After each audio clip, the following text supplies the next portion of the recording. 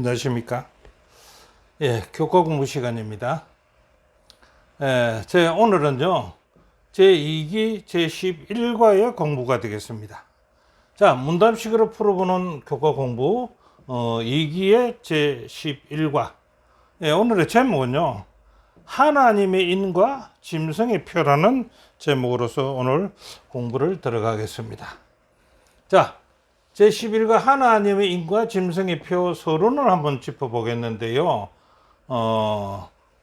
기억처럼요, 또 봄에 다른 천사가 살아계신 하나님의 인을 가지고 해돋는 데로부터 올라와서 땅과 바다를 해롭게 할 권세를 받은 네 천사를 향하여 큰 소리로 외쳐 이르되 우리가 우리 하나님의 종들의 이마에 인치기까지 땅이나 바다나 나무들을 해하지 말라 하더라. 계시록 7장 2절로 3절에 있는 말씀이 되겠습니다.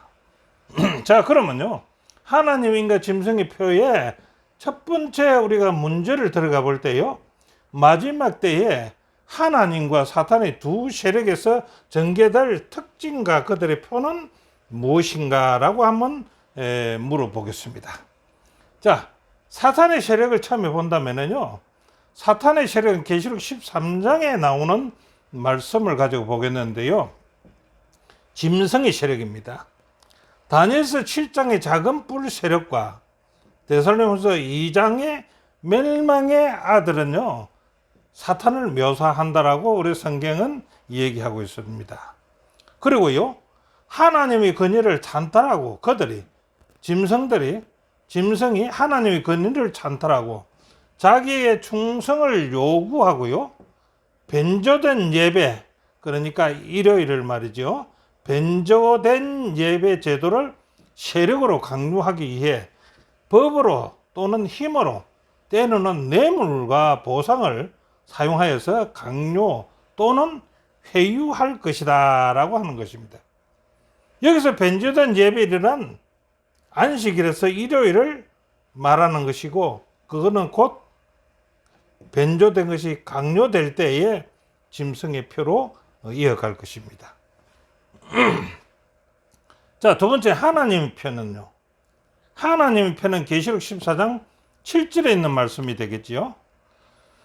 예, 그가 큰 음성으로 이르되 하나님을 두려워하며 그에게 영광을 돌리라. 이는 그의 심판의 시간이 이르렀음이니 하늘과 땅과 바다와 물들의 근원을 만드신 이를 경배하라 하더라. 또한 에스겔 20장 12절과 20절에는요, 또 내가 그들을 거룩하게 하는 여호와인 줄 알게 하려고 내 안식일이 뭡니까? 하늘과 땅과 바다와 물들의 근원을 만드신 이를 경배하는 그 안식일을 주어서 그들과 나 사이에 표정을 삼았노라 라고 말씀하십니다. 여기서 말하는 하늘과 땅과 바다와 물들의 근원을 만드신 창조주요, 그것이 안식일이요, 그들과 하나님 사이에 표정을 삼았으니 하나님의 표는 안식일이라고 말해도 누가 뭐라고 하지 않겠지요. 자, 두 번째는 짐승의 표를 받지 않으려면 그럼 어떤 방법이 있는가라고 한번 물어보겠습니다. 마지막 때에요, 우리 중 누구든지 짐승의 표를 받지 않게 하는 단 한 가지가 있는데 그것이 무엇일까요? 그것은 어떤 것도 끊을 수 없는 힘은 예수님에 대한 우리의 깊은 사랑이라고 말씀하십니다. 그래서 우리가 짐승의 표를 받지 않으려면요, 예수님에 대한 우리의 깊은 사랑이 있어야만이 짐승의 표를 받지 않을 수 있다라고 말씀하시는 겁니다.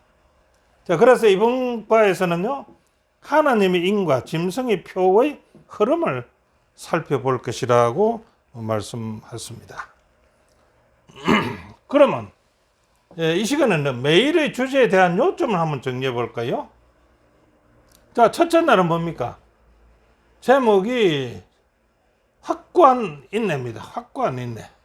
그럼 이 확고한 인내라는 첫째 날은 무엇을 우리가 짚어볼 것인가?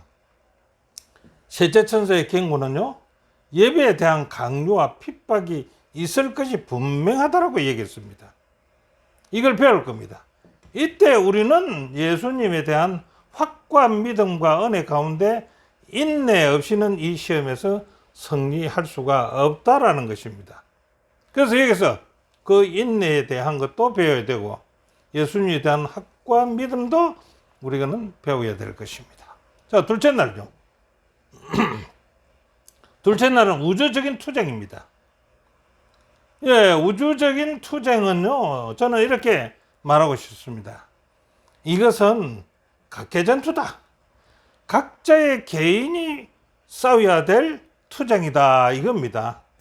예, 우주적 투쟁에서 이기려면요, 각계전투에서 각자가 이기려면은 오늘의 시험에서 승리해야 한다라는 것입니다. 오늘의 시험에 승리하지 않고서는 각계전투에서 우주적 투쟁에서 이길 수가 없다는 것이지요. 자, 오늘의 시험을 이기려면은 예수의 믿음을 따라갈 때 우리는 최후의 시험에도 승리할 것이다 라는 것을 우리가 놓고 배워볼 것입니다. 자, 셋째 날은요, 불갱건의 사슬이라는 얘기입니다. 불갱건. 그러니까 경건하지 않는 것은 우리의 족쇄를 매는 사슬이 될 수가 있다, 이 말입니다. 생존을 위한 최후의 이 압박은요, 예배, 그러니까 경배하는 거죠. 누구한테 경배의 강요로 나타날 것이다. 이게. 그러니까 이게 뭡니까?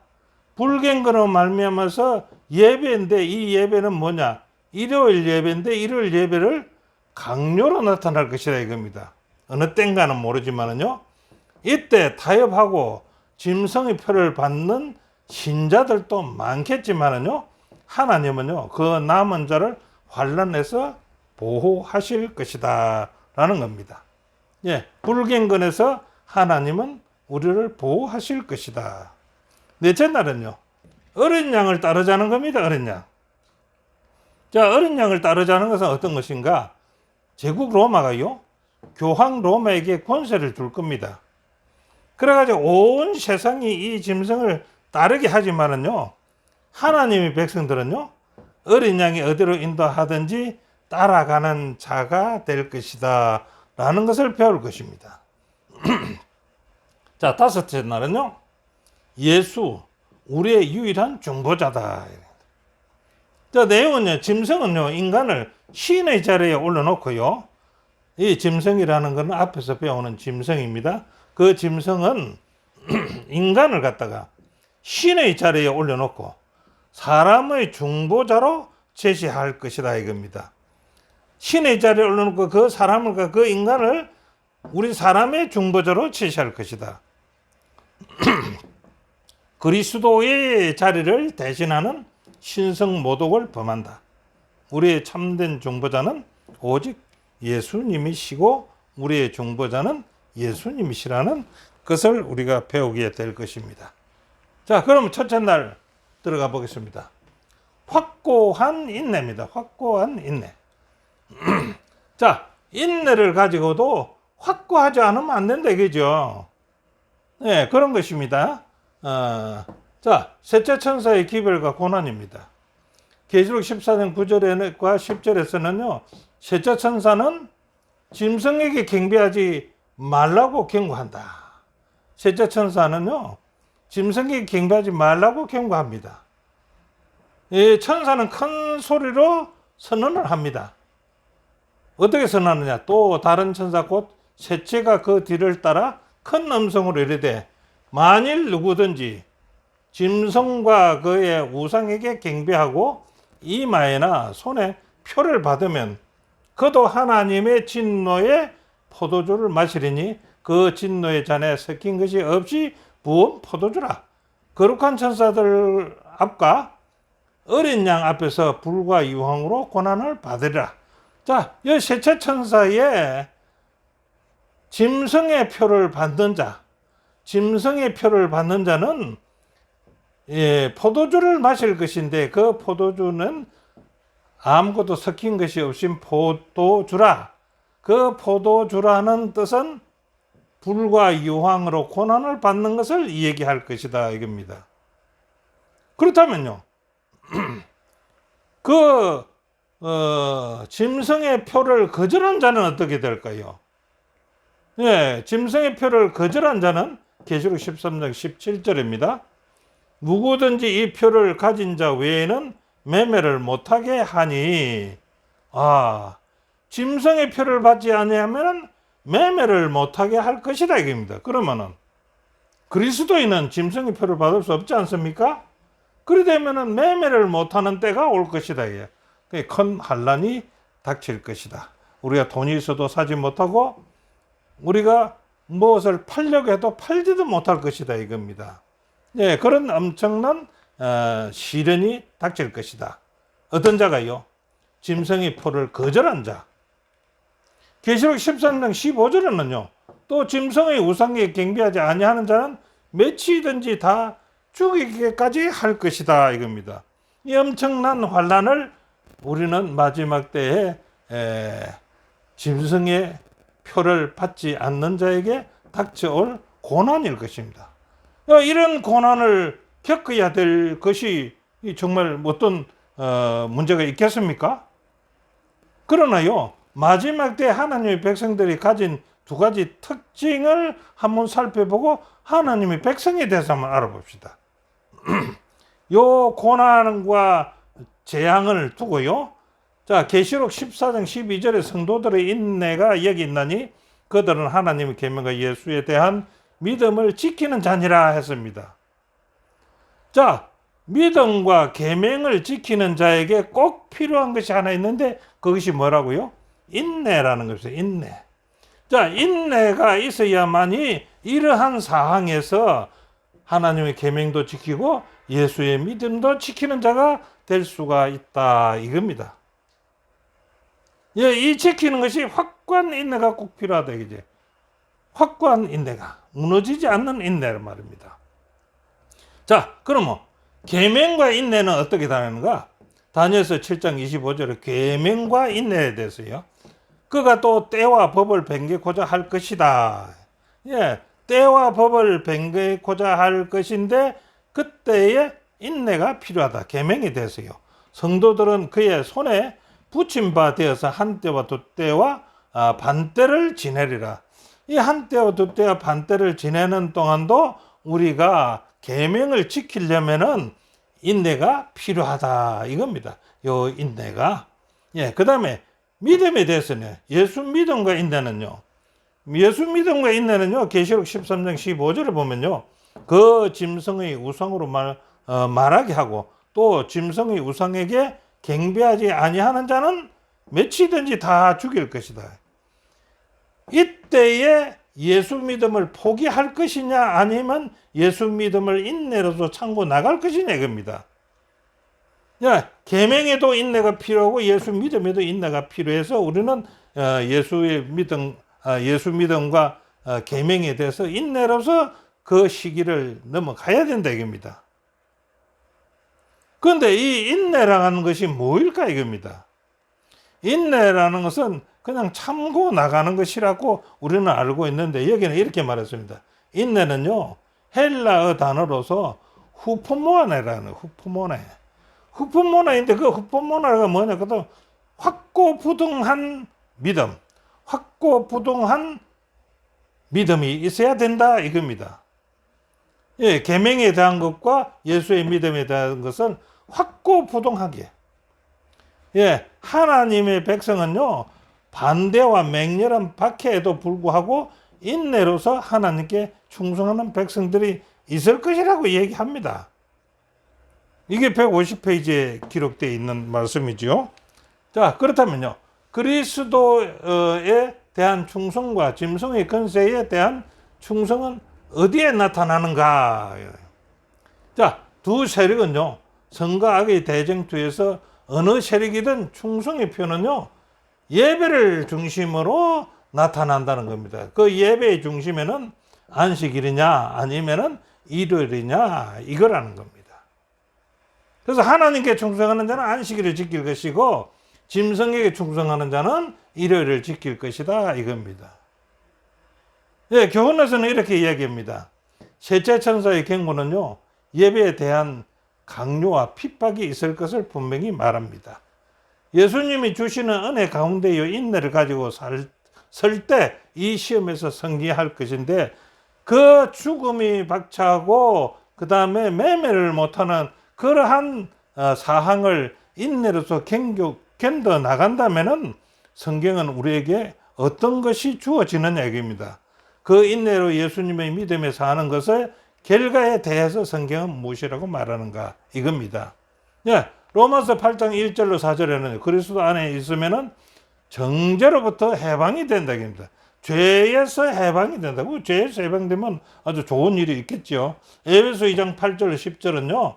믿음으로 주어지는 선물의 구원을 받는다 이겁니다. 네, 우리는 구원을 위해서 애쓰고 있지 않습니까? 그런데 이 앞에서 본 그런 어려움을 인내로서 참고 나간다면은 우리에게 주어지는 선물이 있는데 그것은 구원이다 이겁니다. 예, 골로새 1장 29절에는요. 예수님은 주시는 능력과 역사를 따라서 힘을 다하여 충성하게 되는 이 힘도 주신다는 겁니다. 이 힘으로 말미암아서 인내하게 되면 어떻게 해요? 구원을 선물로 주실 것이다 라는 것을 말씀해 주시고 있습니다. 자, 둘째 날은요. 우주적 투쟁입니다. 자, 예수님의 십자가가요. 사건은요. 예수님 십자가 사건은요. 지구만을 위한 것이 아니라는 것입니다. 어디까지 미친다고요? 온 하늘과 우주적 투쟁이었다라고 얘기합니다. 그래서 이 십자가 사건을 보면요. 우주적 투쟁이라고 볼 수 있는 것이 이렇습니다. 예수의 십자가 고난은요. 온 인류를 구원하기 위한 죄의 대가를 지불하는 것이라고 우리는 압니다. 그런데 하나님의 아들께서 십자가의 고뇌를 한번 보자 이거죠. 십자가의 고뇌를. 그 고뇌는 우주적 사건에 대한 것이기 때문에 하는 말이 있습니다. 엘리 라마 사박다니 하시니 이는 곧 나의 하나님 어찌하여 나를 버리셨나이까 하는 뜻이라 이겁니다. 자, 그러면 이 고뇌의 찬 음성이 십자가에서 예수님의 입을 통해서 흘러나올 수밖에 없었던 것은 무엇 때문에 그럴까요? 예, 그거는 이렇게 보면 됩니다. 죄로 말미암는 인간이요 마셔야 할 고통이 있지요. 그 자는 인간적 도움이나 하나님의 도움도 개입하여서는 우리를 구원하는, 죄로 말미암아 인간을 구원하는 그 고통이 안 된다 이겁니다. 그래서 그리스도의 홀로 남김없이 그 고통을 남김없이 홀로 마셔야만 했던 고뇌가 있었다 이겁니다. 이것이 예수님의 가장 큰 고뇌였지 않겠습니까? 예수님이 어떻게 사셨는데요? 예수님이 사신 것은 여기 나오겠지만 시대의 소망은 이것을 갖다 이렇게 말합니다. 시대의 소망 756페이지. 자, 표면상으로는요, 하나님께 버림받은 것 같은 그리스도께서는 무슨 암흑 가운데 인간이 마셔야 할 그 고통, 십자가의 고통의 잔을 남김없이 마셨다는 겁니다. 아무 누구의 도움 없이, 하나님의 도움조차도 없이요. 이 무슨 시간 동안 그분은 이제까지 그분에게 주셨던 아버지의 간합하심의 증거에 의지하였다. 믿음으로 그리스도께서는 승리자가 되셨다. 그런 가운데 이렇게 고뇌에 찬 말씀이 그 입으로 통해 나올 때에도 하나님 아버지의 간합하심의 증거에 의지하고 있었다는 겁니다. 비록 하나님께서 나를 버리셨나이까 하고 버린 것 같은 느낌을 받았지만은 예수님은 마지막까지 의지하셨다는 겁니다. 믿음으로 그리스도께서는 승리자가 되셨던 것입니다. 그 의지하는 믿음으로서요. 그렇다면요, 예수님께서 십자가의 고통을 이긴 예수님의 믿음은 어떤 것일까? 그 엘리 라마 사박다니 하는 이 고뇌에 찬 음성이 나올 때까지라도 예수님의 그 믿음은 어떤 믿음이었을까? 첫째는요, 예수님은요, 평생 동안, 그가 사시는 동안, 그분께서, 예수님께서 아버지와 가졌던 관계에 의존하였다. 그래, 이 관계가 끊어지지 않았다는 겁니다. 두 번째는요, 예수님께서 아버지를 온전히 의지하는 삶을 통해 최악의 때든지 모든 것이 최고로 좋은 때도 하나님을 의지하였다. 좋은 때나 좋지 않는 때나 온전히 의지하는 예수님의 믿음, 하나님을 의지하는 예수님의 믿음이 되었다 이겁니다. 그럼 세 번째는요, 구주께서는요, 그분을 둘러싼 모든 환경이 하나님을 의심하도록 선동할 때에도 배남없이 아버지를 신뢰하셨고요, 하나님께 버림받은 것 같은 십자가에서도 예수님은요, 포기하지 아니하셨다. 포기하지 아니하고 신뢰했다. 온전히 의지했다. 관계를 의존했다. 이런 예수님의 믿음이 십자가상에서도 십자가를 이길 수 있는 믿음이 있었다는 겁니다. 자, 우리의 믿음은 어떻게 관리해야 할까요?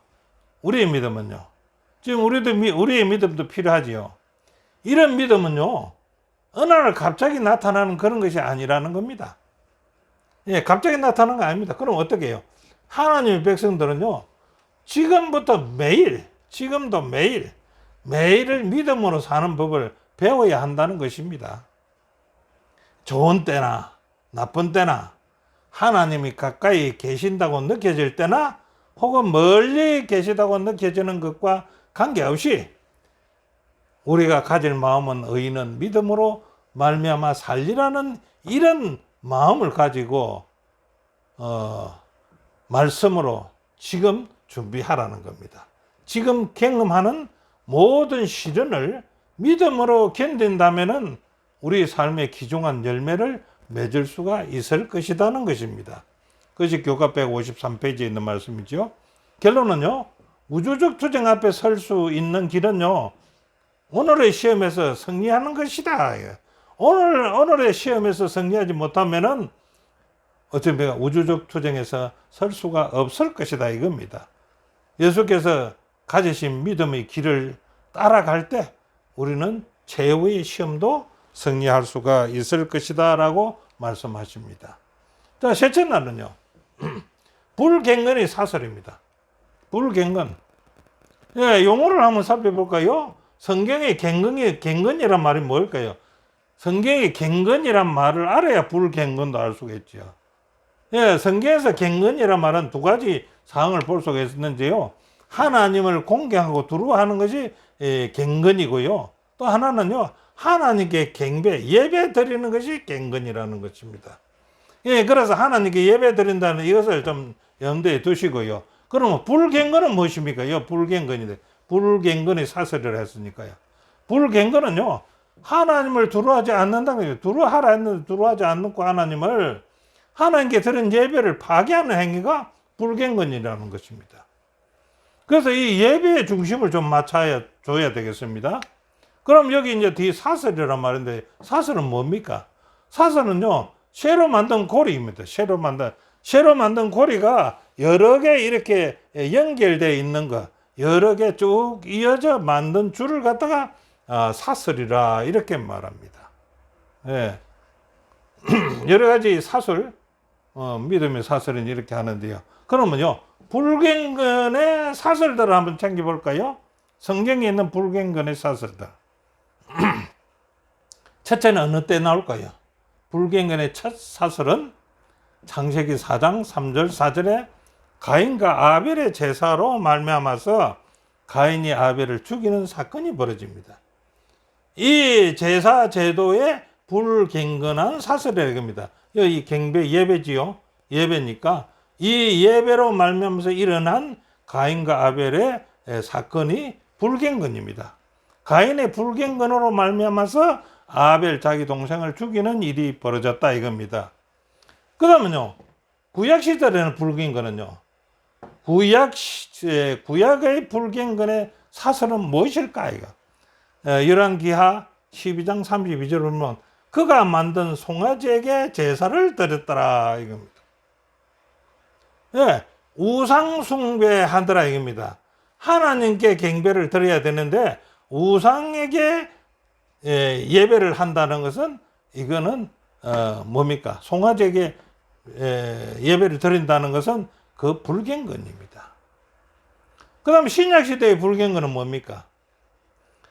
자, 고린도서 10장 14절에 내 사랑하는 자들아 우상 숭배하는 일을 피하라. 이때 이 피하라는 말은 뭡니까? 이 당시에 많은 사람들이 우상 숭배를 하고 있었다는 거 아닙니까? 이 하나님의 백성들이 우상 숭배하는 것은 불경건이다. 이렇게 얘기하는 겁니다. 그러면 현재의 불경건은요? 현재의 불경건의 사설은 뭘까? 현재의 불경건의 사설. 이거는요, 짐승의 표에 관한 예언은 불경건의 마지막 사설에 해당된다라고 우리 교과에서는 얘기하고 있습니다. 즉 뭡니까? 짐승의 표를 받기 위해서 일요일 예배를 하고 하나님을 경배하는 안식일을 예배하지 않는 이런 행편이 되니까 그것은 현재의 불경건이다 이겁니다. 자, 불경건의 무서운 행태는 무엇입니까? 하나님의 예배를 파괴하는데 동참하지 않으려면요, 무관용, 경제적 배제, 박해, 그리고 결국에는 사형선고에까지 이르게 할 것이다 이겁니다. 불경건이 이만큼 무섭다는 겁니다. 그러니까 불경건을 지도하는 자는 짐승인데 그 짐승은 무서운 행태로서 하나님의 예배를 파괴하고 하나님의 예배에 동참하는 자들을 갖다가 뭐합니까? 관용도 없이 경제적 배제하고 박해하고 그리고 마지막에는 죽음에 이르기까지 만든다. 이것이 154페이지에 있는 말씀입니다. 자, 그 불경건의 행태가요, 그리스도인에게는 격려가 된다고 일어났어요. 예, 저자는 그 불경건, 이 불경건으로 말미암아서 이렇게 박해하는 것이, 이 박해를 받는 것이 행태가 우리 그리스도인에게는요, 오히려 격려가 된다. 왜 격려가 될까요? 이렇게 핍박을 받는데 격려가 된다는 것은 무슨 뜻일까요? 이것은 놀랍게도요, 격려의 기별이기도 하다. 어째서요? 아무리 최악의 상황이더라도 하나님은요, 하나님의 계명들과 예수의 믿음을 지키는 그분의 백성들을 붙들어 주실 것이기 때문에 여기서 뭐랍니까? 그것이 불경건이 그리스도에게는 격려가 된다는 것입니다. 그 계명 중에는요, 물론 넷째 계명인 제7일 안식일이 있다는 것입니다. 그래서 이 불경건으로 말미암아서 우리 넷째 계명을 지키는 자들에게 이러한 어려움을 주지만은 그로 말미암아서 하나님은 그분의 백성을 붙들어 주실 것이기 때문에 이것은 이런 어려움은 하나의 그리스도인들에게는 격려가 된다라고 교과는 가르치고 있습니다. 자, 요한계시록 13장의 짐승과 그의 표란 또 그럼 무엇입니까? 예, 이전에 짐승의 표와 하나님의 표를 봤어야 되겠죠. 자, 짐승의 정체를 한번 알아봅시다. 이 짐승의 정체. 짐승의 정체는 무엇입니까? 계시록 13장은요, 마귀가 짐승이라고 합니다. 마귀가 짐승이라고 표현된 정치적 세력과 종교가 연합하여 힘을 행사하는 단체를 우리는 짐승이다. 그런데 그 짐승의 위에는 누가 있다고요? 마귀다는 겁니다. 자, 짐승의 전략을 한번 볼까요? 첫 번째 전략은요, 짐승은 속임수입니다. 사람을 속인다는 것입니다. 그 속이는 것의 첫 번째 속임이 어디 있습니까? 에덴에서부터입니다. 하와를 속였던 그 뱀이 짐승이 된다 이겁니다. 자, 두 번째 전략은요, 종교적 박해입니다. 그 박해의 수단으로 짐승의 표가 강요된다는 것입니다. 두 번째는요, 자기를 따르지 않는 자들에게 박해한다는 겁니다. 그러니까 안식일을 지키지 않냐고 안식일을 지키고 일요일을 지키지 않으면은 박해가 올 것이다 이겁니다. 그 박해가 올 때 그것은 짐승의 표가 된다 이겁니다. 강요가 될 때, 일요일을 강요할 때 그 일요일은 짐승의 표가 된다. 예, 이렇게 보면 되겠습니다. 그러면 짐승의 표는요, 하나님을 예배하는 참 경건의 안식일을 핍박하고요, 대신 사람이 만들어 짐승의 경배하라고는 일요일 경배가 강압적일 때, 이 강압적일 때 그 일요일은 짐승의 표가 된다. 이렇게 말씀하시는 겁니다. 자, 종교적 박해의 뿌리는 어디서부터 시작됐을까요? 종교적 박해의 뿌리는 죽이는 것까지 하지요. 그것이 가인이 하나님께로 그들에게 예배하라고 지시하신 방식으로 예배했다는 이유로 가인이 아벨을 죽인 것입니다. 그 이후로 계속되어서 왔다는 것입니다. 예수께서는 박해가 1세기의 신자들에게 그리고 그 이후 여러 세대에 걸쳐서 지속적으로 일어날 것이라고 말씀하셨고요. 때가 이르면 그가 경고하시기를 너희를 죽이는 자가 생각하기를 이것이 하나님을 섬기는 일이라 하리라고 성경에는 기록되어 있습니다. 자, 교훈을 본다면요, 불경건의 사설의 마지막 고리는요, 마지막 고리, 그 불경건의 사설이라고 배워왔지요. 그 쇠고리의 마지막 그 고리 한 고리는 예배의 강요로 나타날 것이다. 그 예배의 강요로, 예, 불경건의 사설의 마지막 고리는 예배의 강요로 나타날 것이라는 겁니다. 타협하고 짐승의 표를 받는 신자들도 많겠지만은요, 하나님은 환난 중에도 그 자녀들을 보호하실 것이다. 그래서 많은 사람들이 강압으로 말미암아서 타협해서 표를 받겠지만은요, 많은 사람들은 또 하나님의 자녀로서 남아있고 하나님은 그 자녀들을 보호하실 것이라는 것입니다. 자, 넷째 날요, 어린 양을 따르는 자라는 것입니다. 어린 양을 따르는 자. 자, 마지막 때 두 무리가 또 나타납니다. 짐승을 따르는 자와 어린 양을 따르는 자의 두 무리입니다. 우리 짐승의 정체를 대충 다 아시죠? 첫째 짐승은 뭡니까? 계시록 13장 1절에 내가 보니 바다에서 한 짐승이 나왔으며 용이 짐승에게 능력과 보좌와 큰 권세를 주는 것입니다. 그 용은 누굴까요? 사탄입니다. 그 짐승은 누굴까요? 로마 제국을 상징한다는 겁니다. 첫째 짐승. 자, 그 다음에 두 번째 짐승은요, 둘째 짐승은 누구이며 그 정부의 권세를 누구에게 줄 것인 주느냐라는 것입니다. 계시록 10장 11절입니다. 내가 보면 또 다른 짐승이 땅에서 올라온다. 여기서는 이제 바다에서 올라왔지요. 여기서는 땅에서 올라옵니다. 그 땅에서 올라오는데 그 모양을 보니까 어린 양 같고요, 두 뿔이 있고 용처럼 말을 하더라는 겁니다. 우리가 이제 이것을 갖다 미국이라고 얘기하지요. 어린 양 같은 두 뿔을 가진 어린 양. 그래서 이 미국이 교황 로마에게 권세를 준다는 것입니다. 우리가 이 사실을 대충 알고 있지요. 뭡니까? 1982년도 레이건과 교황이 만났다는 겁니다. 근데 미국이 교황을 만날 이유가 있습니까? 없다는 겁니다. 원수지간 아닙니까? 이 교황으로 말미암아서 저들이 나라에 살지 못하고 죽음을 각오하고 대륙을 찾아 넘어온 거 아닙니까? 그런데 어떻습니까? 레이건이 교황을 만났다는 겁니다. 예, 그래서 여기서 말한 것 같이 짐승이 땅에서 올라오는데 어린 양 같은 뿔을 가지고 있는데 용처럼 말하더라. 자, 그래서 그 권세를 교황 로마에게 그 권세, 미국의 그 권세를 넘겨준다는 겁니다. 역사가는 이렇게 말합니다. 역사가의 정언입니다. 그 한 역사가는 역사가 폴릭이라는 사람이죠. 폴릭이라는 사람은 정치적 로마의 잔해에서 로마 교회라는 거대한 관계, 교황 로마지요.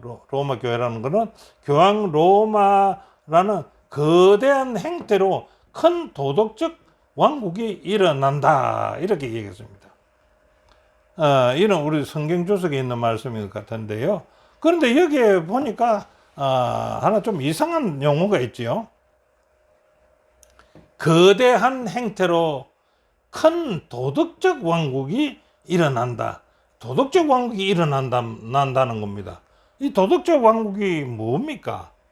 그러면은 요 교황 로마가 도덕적 왕국이라는 겁니까?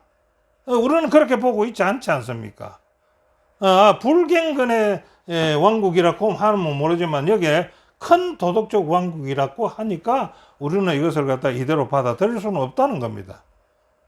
예, 그래서 여기 제가 해석을 좀 해놨습니다. 큰 도덕적 왕국에 대한 소명을 좀 해놨는데요. 이 사람이 이렇게 말한 이 폴릭이라는 사람이 어떤 사람입니까? 폴릭이라는 사람은요, 기독교인이라고 하기보다는요, 역사가입니다. 역사가가 볼 때는 어떻게 해요? 큰 도덕적 왕국이라고 봐진다는 겁니다. 그래서 이렇게 써놨다는 겁니다. 그래서 이렇게 합니다. 저자 폴릭은 역사가로서 바라본 교황 로마를 자기의 자기의 뜻대로 이 교황 로마를 표현한 것이다. 큰 도덕적 왕국을 이렇게 보는 것이 정상이지 않겠느냐라는 생각이 듭니다. 자, 그 다음에요. 어린 양을 따르는 자란요. 어린 양을 따르는 자. 예, 어린 양을 따르는 자지요. 어린 양을 따르는 자는 무엇인가? 계시록 14장 4절입니다. 이 사람들은, 어린 양을 따르는 이 사람들은요, 여자와 더불어 더럽히지 아니하고 순결한 자라. 어린 양이 어디로 인도하든지 따라가는 자다. 사람 가운데서 속량함을 받았어요. 처음 익은 열매로 하나님과 어린 양에게 속한 자들이 어린 양을 따르는 자라 하는 얘기입니다. 그래서 이 어린 양을 따르는 자는요, 뭡니까? 여자로 더불어 더럽히지 아니하고요, 순결에 있는 자고, 그 다음에 어린 양이 어디로 인도하든지 따라가는 자라 이겁니다. 네, 그것이 어린 양이 따르는 자라는 뜻입니다. 자, 짐승을 따르는 자는 온 세상과 대조적으로 하나님에게는 어린 양을 따르는 백성들이 있을 것이다. 언젠가 그러했던 것처럼 사람들은 예수님을 위하는 편 혹은 예수님을 대적하는 반대하는 다른 편이죠. 다른 편이 될 것이다. 우리는요, 사람은요, 이 두 편 외에 중간 지점이나 중립지대는 없을 것이다 이겁니다. 예수님께 굳게 헌신하지 않는다면은 어떻게 될까요? 의식적으로든지 의식적이 아니든 그 반대편에 헌신하는 것이 될 것이다 이겁니다. 그래서 우리는요, 두 부류밖에 없다는 겁니다. 중간지대는 없다는 겁니다. 예수님을 믿든지 짐승을 따르든지 그 두 개의 결정이 되고 있다는 것입니다. 자, 용과 짐승은요, 어린 양과 그를 더불어 따르는 자를 핍박합니다. 용과 짐승이요, 어린 양 예수님을 따르는 그들을 핍박한다는 것입니다. 이 계시록 12장 3절 5절에는요, 용, 즉 마귀는요, 남자아이 예수가 태어나자마자 그를 죽이려고 시도를 했습니다. 그래서 그 1차적으로 실패를 했습니다. 용은 이제 2차적으로요, 그리스도를 멸망시키기 위해서 헤롯과 로마 총독 빌라도를 이용해서요, 그리스도에게 사형을 연대했습니다. 사형 집행자들은 그를 십자가에 못 박았고요, 그를 창으로 찔렀고 장사 지낸 후에 그것도 믿었지 못해가지고 그 무덤을 병사들로 해서 지키게 했습니다. 자, 교훈은요, 제국 로마가 교황 로마에게 권세를 주어 온 세상이 이 짐승을 따르게 했습니다. 하나님의 백성은요, 어린 양이 어디로 인도하든지 따라가는 자다라고 얘기했습니다. 그래서 우리는 어린 양이 어디로 인도하든지 따라가는 자가 되어야 될 것입니다. 예, 다섯째 날 예수, 우리의 유일한 중보자입니다. 예, 인간 죄인을 위한 두 중보자가 있습니다. 누굴까요?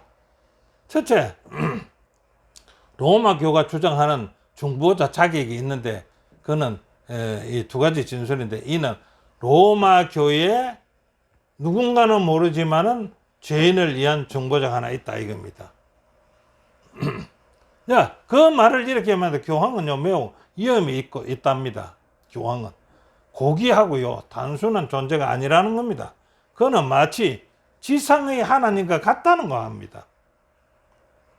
그 다음에 교황 레오 13세는 이렇게 얘기합니다. 우리 교황은요 이 지상에서 전능하신 하나님의 자리를 차지하고 있다라고 얘기합니다. 이렇게 혼장남했다는 겁니다. 그래서 교황 레오 13세의 해직 서한에서는요 이런 이야기를 했다는 겁니다. 교황은요 지상에서 전능하신 하나님이다. 그래서 그들은 이러한 호칭을 가져가지고 죄인을 위해서 한 정인으로 나가는 겁니다. 중보자로요. 그래서 죄인이 죄인을 중보한다는 것은 어불성설 아니겠습니까? 여기에 천주교의 신부라든지 교황이라든지 다 인간 아닙니까? 그들은 죄인 아닙니까? 그런데 죄인이 죄인을 중보한다니요. 이는 어불성설이라고 우리는 봐야 될 것입니다. 그 다음에는요, 또 중보자가 두 종류니까요, 한 중보자는 천주교회 교황 이하 신부들을 얘기하는 것이고, 그 다음에는 예수님의 중보입니다. 예수님의 중보는 우리 잘 알다시피 디모데전서 2장 5절에요. 하나님은 한 분이시죠. 또 하나님과 사람 사이에도 중보자도 한 분이시라고 했습니다. 그 한 분이 누구냐? 곧 사람이신 그리스도 예수라는 겁니다. 그래서 우리의 중보자는 누구요? 예수님. 가톨릭교에서 말하는 중보자는 가짜배기입니다. 유대 지도자들은 예수님을 중보자로 보지 않았습니다. 왜요?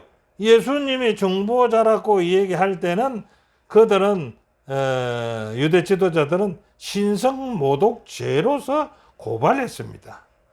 그게 누가복음 5장 18절에 있죠. 예수님께서 중풍 환자에게 이렇게 얘기합니다. 네 죄 사함을 받았느니라 이렇게 얘기하니까 유대 지도자들이 어떻게 합니까? 야, 신성모독죄를 짓는다 하고 고발했다는 것입니다. 요한복음 10장 30절은요. 나와 아버지는 하나이니라 라고 얘기했습니다. 그러니까 유대 지도자들은 어떻게 얘기합니까? 네가 사람이 되어서 자칭 하나님이라고? 이 신성모독죄 아니냐? 예수님은요. 유대 지도자들에게 신성모독죄로 고발당했습니다. 예수님의 경우에는요. 우리의 죄를 용서할 권리를 포함하여서 하나님의 모든 권세와 특권을 가지고 계시기 때문에 그 비난은 부당했습니다. 예수님은요, 자신에 대해 다음과 같이 강력하게 표현하셨다. 나를 본 자는 아버지를 보았거늘 어찌하여 아버지를 보이라 하느냐? 아버지가 예수님과 예수님이 아버지시라는 겁니다. 신성모독하는 로마 교황의 행위를 한번 볼까요? 로마 교회는요, 사제가 하나님과 죄 많은 인간 사이에 중보자라고 그들은 가르치고 행하고 있습니다. 그러나 사제 자신도 죄인이지요. 그 자신도 중보자가 필요한 사람들입니다. 그렇기 때문에 그는 우리의 중보자가 될 수가 없다는 겁니다. 그것이야 바로 신성모독이라는 것입니다. 어떤 인간이 자신을 신으로 혹은 신을 대신한다고 주장하는 것이 바로 신성모독이 아니고 뭐겠습니까? 네, 158페이지에 있는 말씀입니다. 자, 여기에 대한 경우는요, 짐승은 인간을 신의 자리에 놓았습니다. 그리고 우리의 중보자로 제시하여서 그리스도의 자리를 대신하는 신성모독을 범했습니다. 우리의 참된 중보자는 누굴까요? 예수 그리스도입니다. 자, 결론을 보겠습니다. 요한계시록은요, 마지막 때 하나님의 인을 받을 사람들과 짐승의 표를 받을 두 부류의 사람이 존재하고 있을 것입니다. 라고 예언했습니다. 사단은요, 경제적 제재와 핍박을 통해서 그리스도인들을 타협하게 함으로써 짐승의 표를 받게 할 것입니다. 여러분은 이렇게 할 때 거기에 타협해서 짐승의 표를 받으시겠습니까? 아니면은요, 표를 받지 않은 자는 매매건도 없고 마지막에는 죽이기까지 하겠다고 협박할 때 그 협박에 넘어가시겠습니까? 아니면 해유책을 쓸 때 넘어가시겠습니까? 예, 우리는 그리스도의 모본을 따라서, 그리스도의 믿음을 따라서 오늘도 전진해서 이 공부를 잘 마치고 우리의 믿음을 더욱더 굳건히 세우는 여러분과 제가 됐으면 좋겠습니다. 오늘은 여기까지입니다. 시청해 주셔서 대단히 감사합니다.